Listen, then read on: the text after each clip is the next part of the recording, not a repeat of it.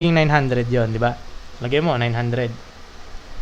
Okay, ngayon, in-increase na naman daw siya ng 30%. Hindi siya babalik dyan agad, no? So, ang gagawin natin, PBR ka ulit. Ngayon,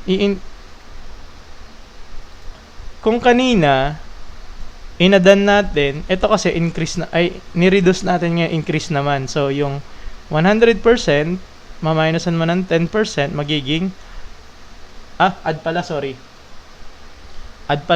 ng 10%, magiging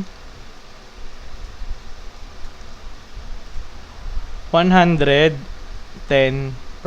Pag kinonvert mo yan, magiging 1.1. Okay, so, P mo is equal to, yung B mo ngayon, ito na siya, yung bago. 900 times, ano siya? Ito, 1.1. 900 times 1.1